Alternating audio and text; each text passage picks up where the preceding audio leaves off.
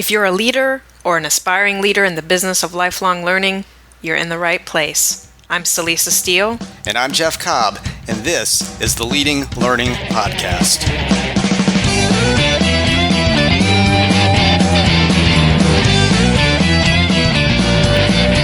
Hey there, we are back after a brief pause, a little bit of a hiatus there, with a new episode of the Leading Learning Podcast.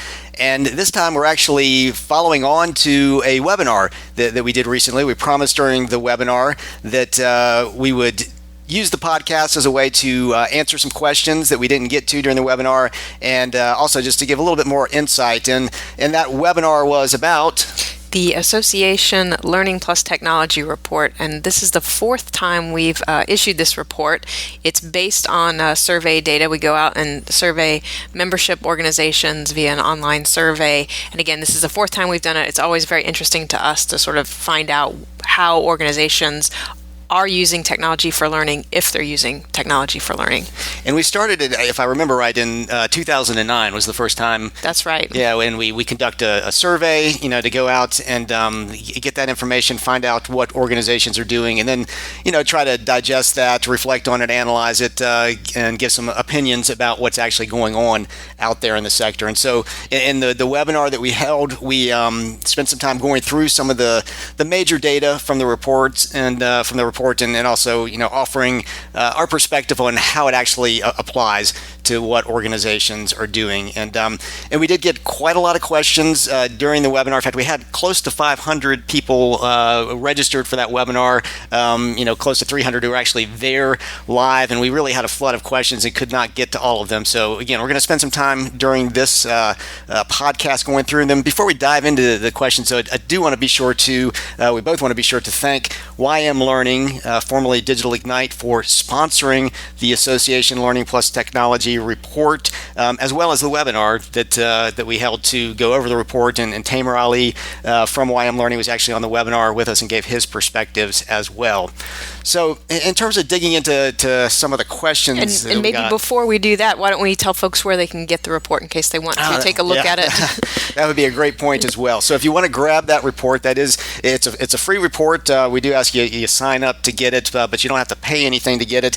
And you can just go to the show notes for this episode, which is leadinglearning.com/episode 18, and you will see the information there for how to sign up and automatically get the full Association Learning Plus Technology Report, which has our take on things and also all of the data too. We include the data from the survey in the appendix, so it's a pretty valuable document in our opinion. Yeah, so it's about 64 pages. Like you said, Jeff, the appendix has all of the survey data, but then kind of the body of the report is taking a look at the data and some of the implications that we see for it. And what we did during the webinar was, as you said, focus on some of what we saw as kind of the particularly interesting points of data and looking at some of the implications. And we had, like you said, a lot of folks sign up. We had a lot of folks participate, and we had some questions we weren't able to get to during the webinar. We thought, well, this will be good, something good to focus on during a podcast episode.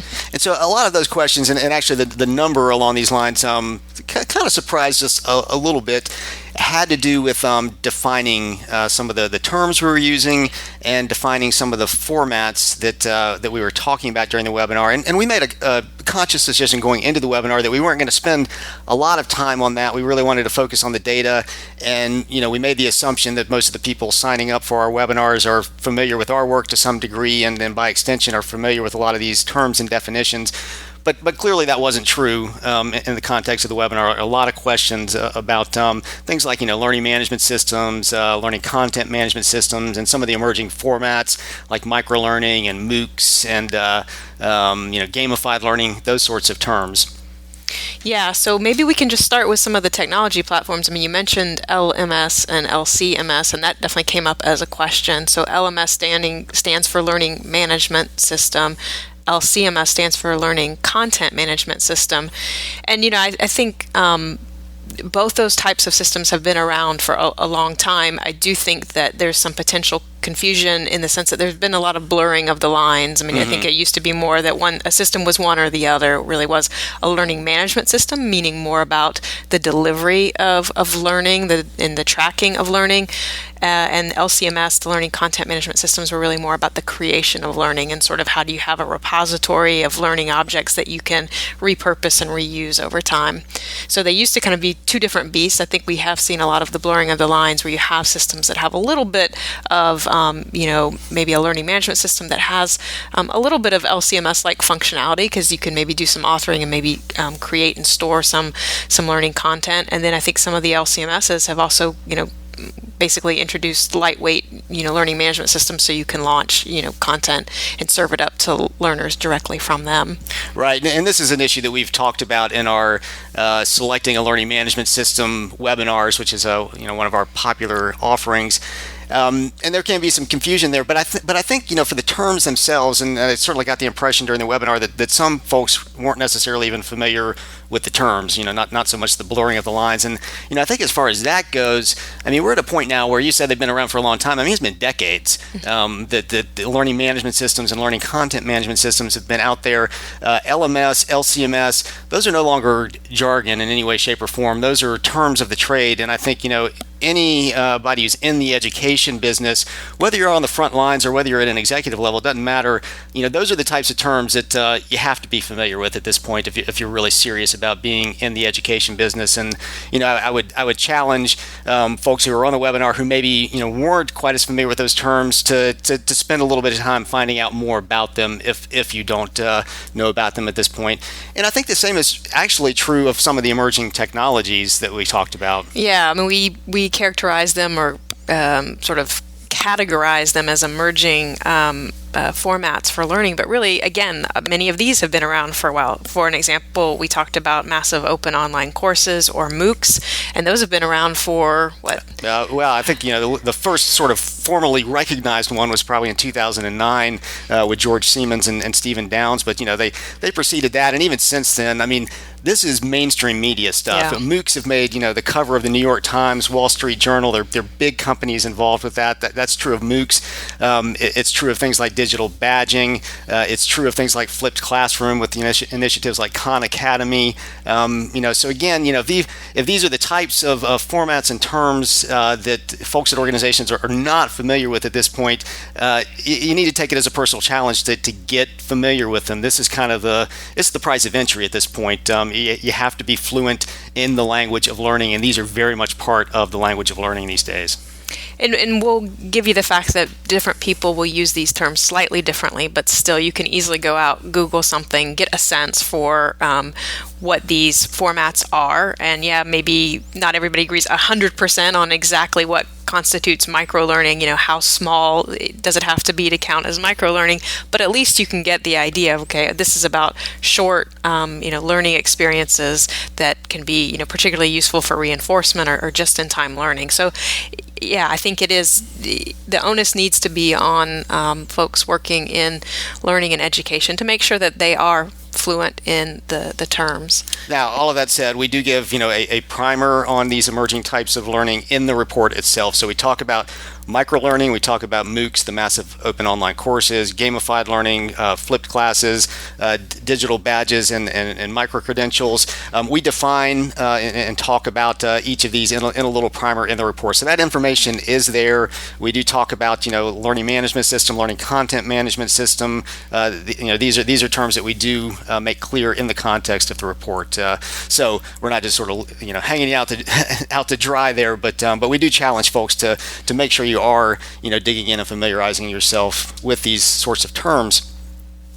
Now, we did too, as we were discussing formats, we had some interesting questions come up, and we thought we'd highlight some of them here.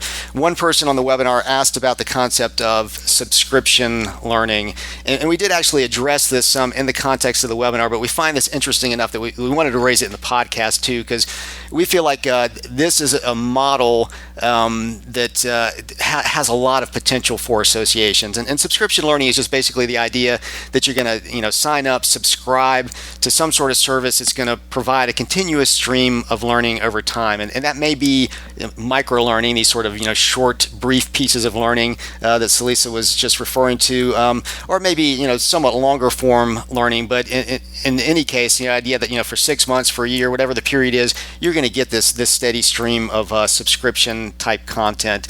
And we think that for organizations that are really trying to stay engaged or trying to engage people over time, or trying to continually put new knowledge, help facilitate the knowledge and learning within a field or industry, this is a particularly powerful model, and we've not seen a lot of uptake yet. And we didn't ask specifically about this in the survey. It's a little bit of a hard question to get at, to make sure that the people that are responding are really are looking at it in a similar enough way for us to be able to get good data.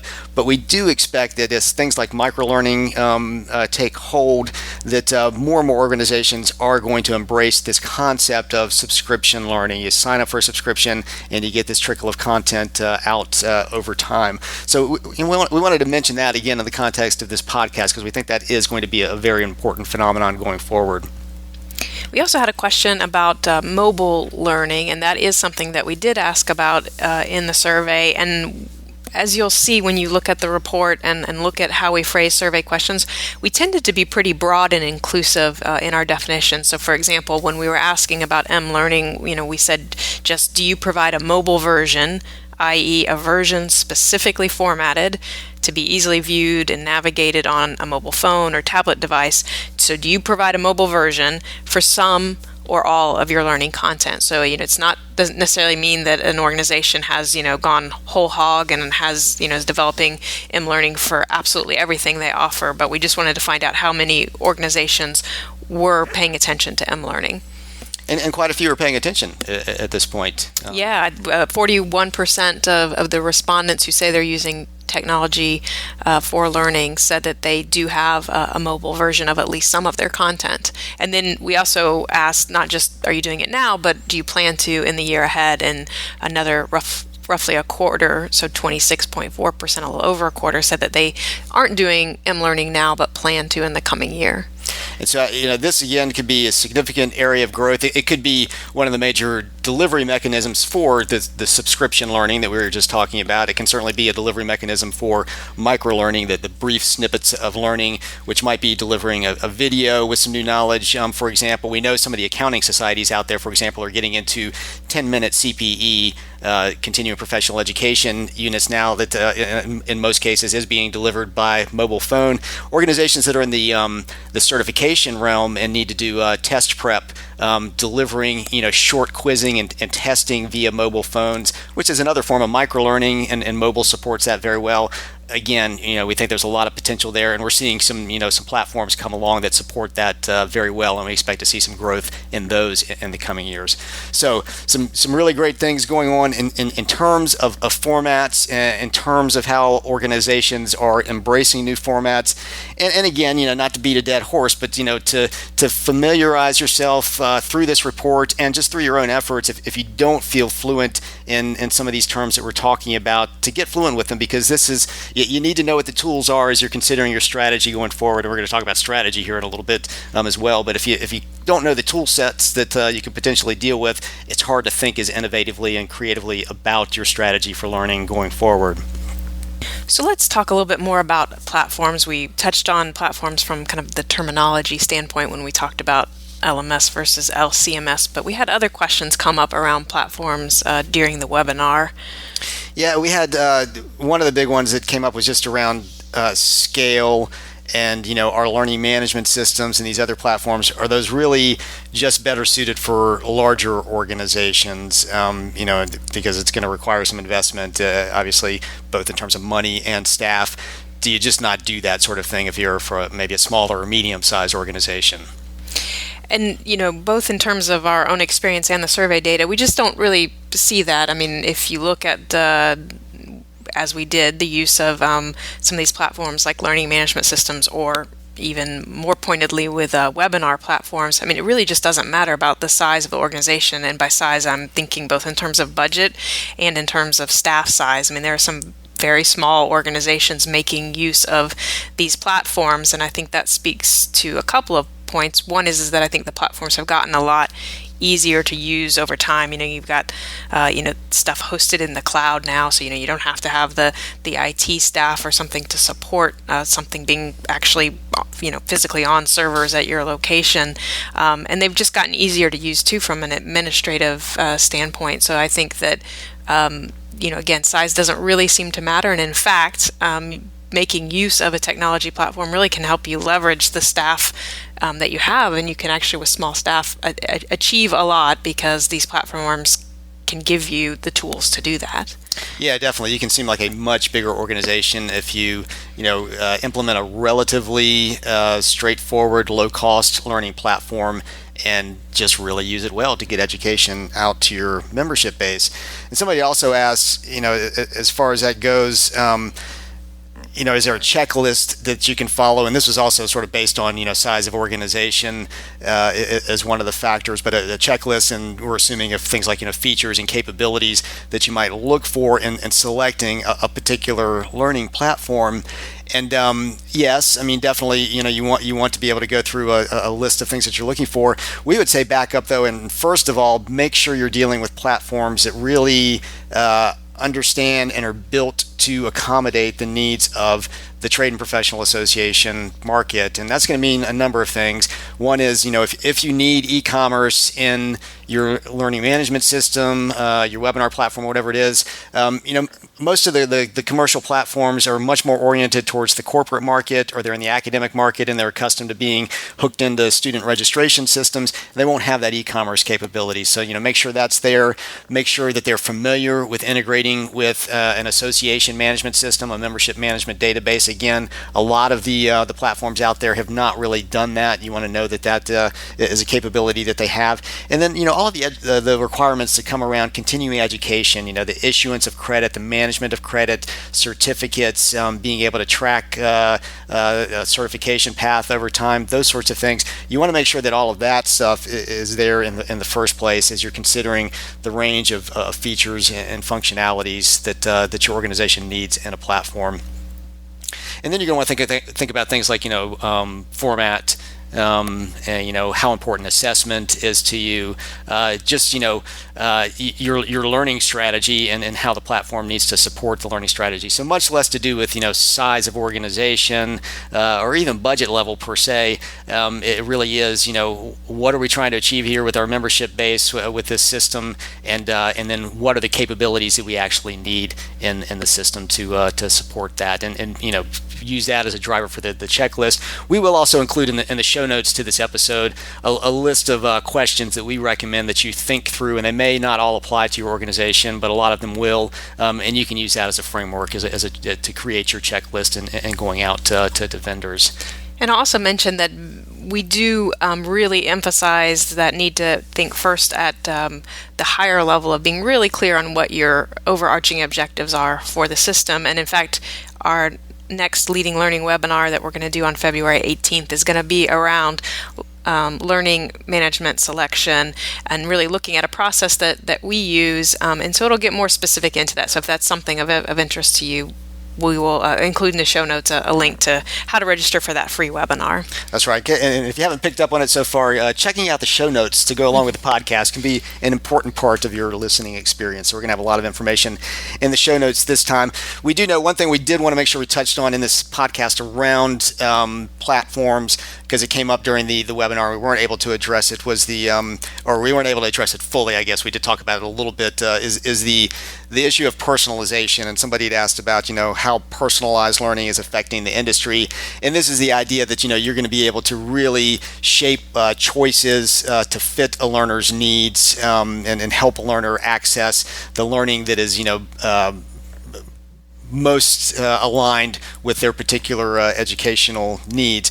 And certainly we have seen a lot along these lines, but most of what we've seen so far has been in terms of, providing recommendations, ratings, those sorts of things and systems. Yeah, so basically kind of from the marketing standpoint, if you are interested in, this course experience, may we also recommend this other course experience. So you're taking a look at what people have done in the system before, trying to use that to get a sense of their interests and the skills that they need to develop, and then recommend other content. And that's where we've seen some systems get pretty good at that in terms of having the algorithms behind the system that can help automate those recommendations from the marketing standpoint. Yeah, so a little bit of that, Amazon.com type experience without, maybe going quite that far. And we hear again and again from organizations that, they really would like to be the Amazon.com of their audience, their membership base, and that I think we're certainly going to see much more movement in that direction. From the standpoint, though, of really creating, tailored, highly personalized learning experiences where content is, really being served up dynamically based on what the learner's done in the past, the expressed needs of the learner, what's already happened in the system. We're not seeing as much of that kind of thing happening. A lot of organizations would like to get there. They'd like to be highly personalized in that way. But we have to wonder, if it's really worth that level of investment in most instances. In most instances, it may really be that your traditional place-based meetings, your smaller collaborative type activities are the better way to get at that, rather than trying to come up with a really heavy-duty technological, algorithmically driven solution for really deeply personalizing learning, as seductive as that idea may be. Yeah, no, I think it's definitely a great goal to have in mind, right? You really want to be delivering the right content to the audience, but right to your point, it may not be purely technology driven or even primarily technology driven. The way to do that may be around, okay, let's craft these learning opportunities that really are for a more focused audience. Like you're saying, maybe smaller place-based gatherings could fit that purpose as much as something that is more algorithmically based. Which falls in the realm of what we've described as boutique learning in previous podcast episodes, and something we'll be writing about more going forward. One other question we wanted to highlight in the platform area, and this one I'm actually going to kind of probably read out pretty much verbatim. We did try to address it some in the context of the webinar, but we thought it was one that was important enough to come back to in the context of this podcast. And the question was, currently, our online learning platform hasn't been extensively used by our members and meeting attendees. However, there is a sense that in the future there will be greater interest in this possible functionality. What happens, though, if you build it and no one comes? It feels like that wouldn't be strategic, data-driven decision making. And so this person is worried, as so many organizations are, that they're going to put a lot of money, time, effort into putting a platform in place, and it's the build it and no one will come sort of thing. And we have at least a couple perspectives on that. One is just that as long as you are being judicious, conservative about it, not way overspending or putting too much staff time into it, getting a platform up and just building the capabilities, building the internal competencies around managing that, figuring out the ins and outs from an operational perspective, from a marketing perspective, just building your chops basically around delivering technology-based learning is just something you got to do as an organization right now. You've got to build that competency. So even if initially they're not coming just from the standpoint of organizational capabilities, getting that platform in place, I think it is a worthwhile investment to make. Yeah, and the survey data, we're assuming you're going to take a look at the report if this is of interest to you. So we haven't been sharing too much of the bits of data, but one piece that I will share here, because I think it makes the point that you're getting at here, Jeff. I mean, we asked just kind of an upfront question about, does your organization currently offer technology-enabled or technology-enhanced learning? And of the membership organizations surveyed, 87.4% are currently using technology to enable or enhance learning, and then another about 8.6% are planning to within the year. So really it doesn't seem like this is, we are way past this being, a fad. It seems like technology to support learning is here to stay. So to your point, you do need to be building some capabilities around that. Yeah, so this is standard operating procedure basically. So that's part of the question, or our answer to the question. And then of course, the other part of this is strategy and goes to the heart of where strategy factors into using technology to enable and to enhance learning. We asked in the survey behind the report about strategy, we asked if organizations have a formal documented strategy that covers how technology is going to be used for learning, and 71.9% said they do not have such a strategy. And that's been true over the years. We've consistently seen that organizations do not have strategy in place, or at least a formal documented strategy. I mean, obviously there's probably some back of envelope stuff going on here. But, we are reaching a point where, if you're going to be putting the resources into putting a platform in place, if you're really trying to scale your education business, have more impact with your education business, I mean, the competition is going up. There's a lot of money being invested in the adult learning sector. And more and more, you're going to have a fairly buttoned up approach to strategy. And somebody had asked in the webinar, so what would the actions? What actions would we recommend for putting a strategy in place? And we're not going to be able to cover that fully in the context of this podcast. But number one rule always is to start with the outcome in mind. I mean, in what concrete ways are you trying to improve the situation of your audience, your membership base? What does that really look like? And I think something I'd add to that we didn't discuss in the webinar is don't make any assumptions in doing that. Very often strategy is driven, and this isn't just in the association sector. This is one of the sort of sins of strategy in general.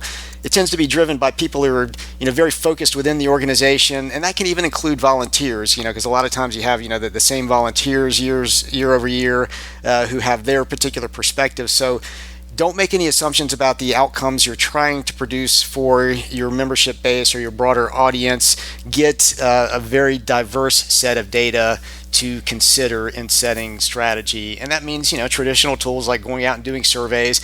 Make sure you're asking the right kinds of questions. We can't really get into that in any detail during this podcast, but, asking the right types of questions, asking a broad swath of your user base, the questions in a variety of ways, looking at their actual behavior. A lot of times questions get asked about preferences when you really need to be looking at behavior. What are people actually doing?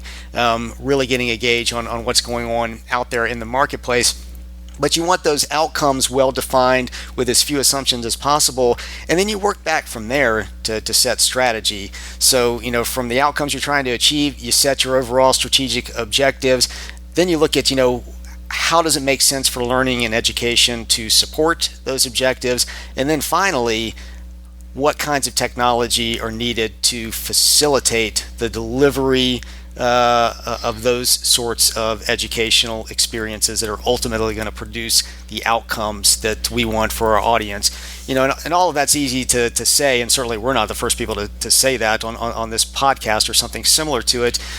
It all comes down, though, to discipline and to leadership. And we've said again and again over the years that there needs to be more executive level involvement in what's going on with the education business, the learning business for organizations. There needs to be a real leadership focus, real discipline applied to both creating and implementing strategy. But in many organizations, this is it's something we've always done. We've done meetings forever. We've brought people together forever. We now kind of layer on the technology and the online components, but without fully thinking it through and without applying that discipline of here are the outcomes we're trying to achieve and working back to here's how technology really supports that.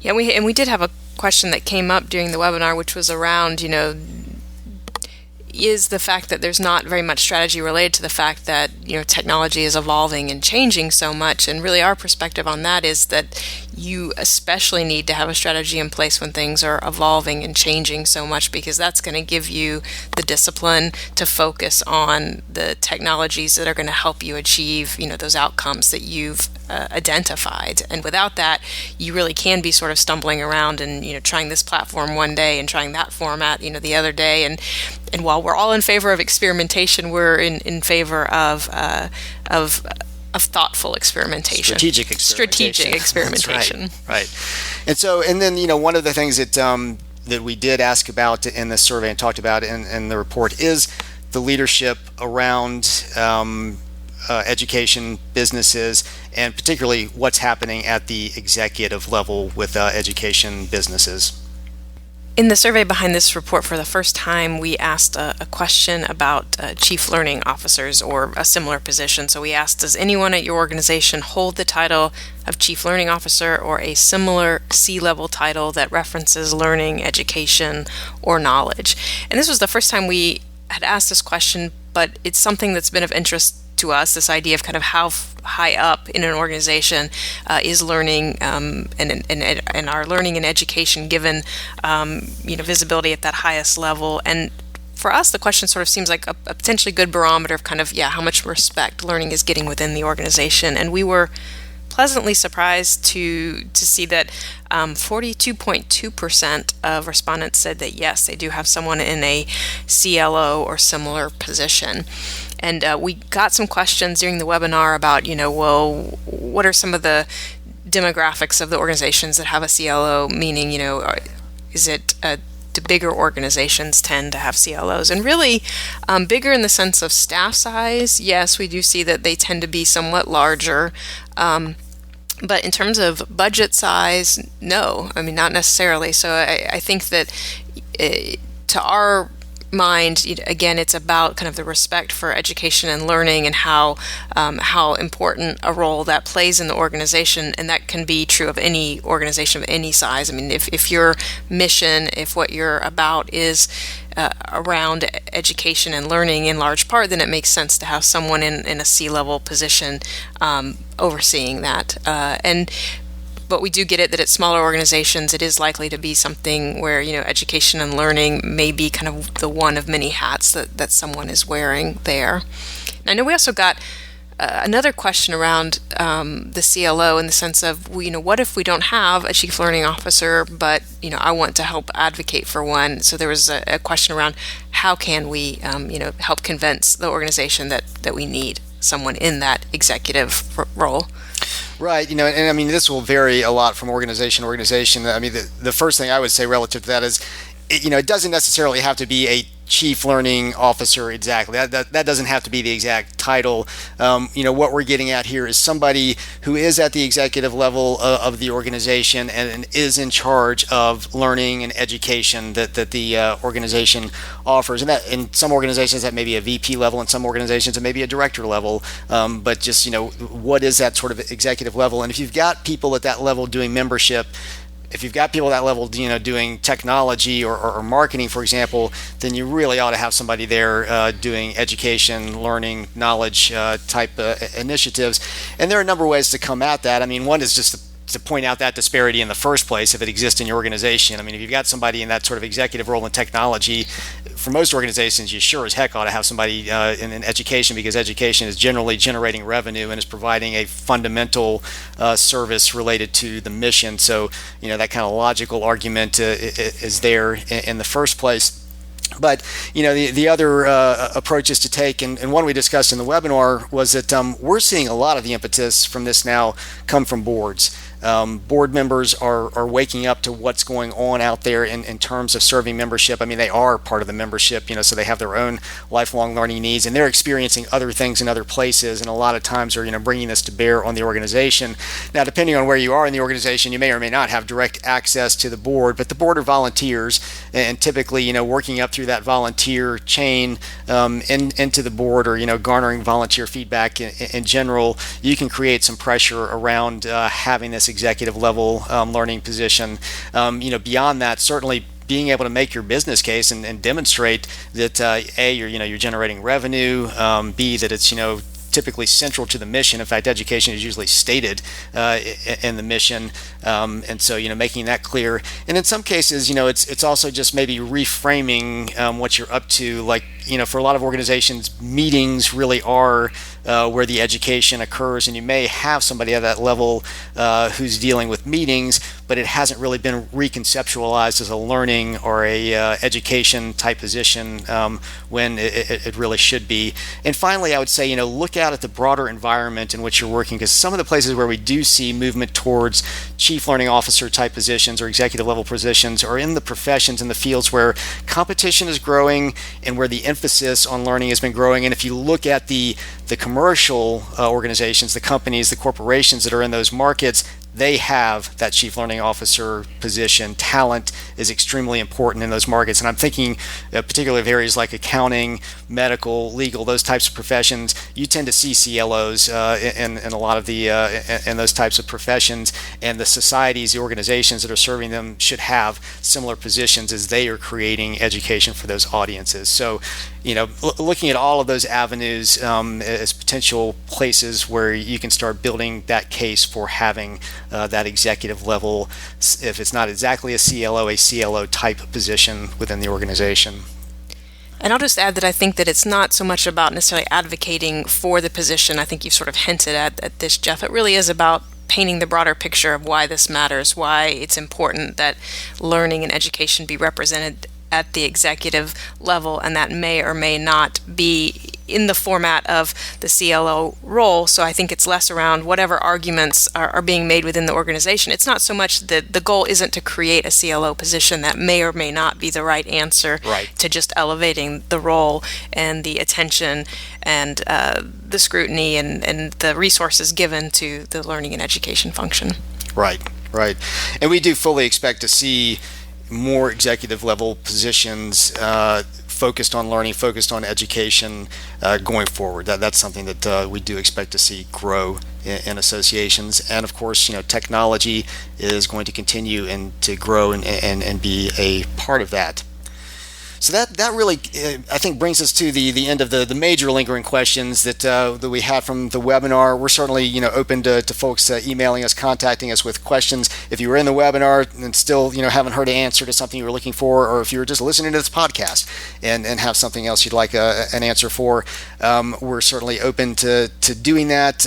You can contact us again by going to the show notes, leadinglearning.com/episode 18, and you'll see contact link there to get to us. Before we wrap up today, we've been talking about learning and technology throughout this episode, and one of the things that we announced during the webinar was the fact that we are going to have a new event that is focused specifically on learning, technology, and design. And in fact, we've taken the original path of titling that event Learning, Technology, Design, and that's going to be May 18th and 19th in Arlington, Virginia. It's going to be a 2-day event, and we're bringing together people from across the Trade and Professional Association world to really focus on learning and education as a business and the needs of organizations and individuals who are in lifelong learning as a business. And these tend to be different, from corporate needs or from academic needs. And we're really going to focus on, how technology is changing the landscape, how to best embrace technology to enhance and enable learning for your membership base, and how you do that while making sure you're delivering a great learning experience, that you're designing great experiences. So if you're listening here, we hope you or others in your organization will consider joining us for Learning Technology Design, which we're calling LTD for short. And you can find out all the details on LTD at ltd.leadinglearning.com. And we just want to say thank you again to YM Learning for sponsoring the Association Learning Plus Technology report and the webinar that we did around that report as well. And YM Learning is also going to be one of the sponsors of LTD. And so while you're at leadinglearning.com/episode 18, we hope that you'll take a look at the various options for subscribing to the podcast if you don't already subscribe. And if you're getting value out of the podcast, we would be truly grateful if you would subscribe. And as always, we'd also be grateful if you'd take a minute just to give us a rating on iTunes. You just go to leadinglearning.com/iTunes, and you can leave a star, you can leave a written rating there, and we really appreciate that. It makes a world of difference in kind of raising our ranking there and making sure people can find us, and it just makes us feel good too that people are listening, and we'll take the time to comment.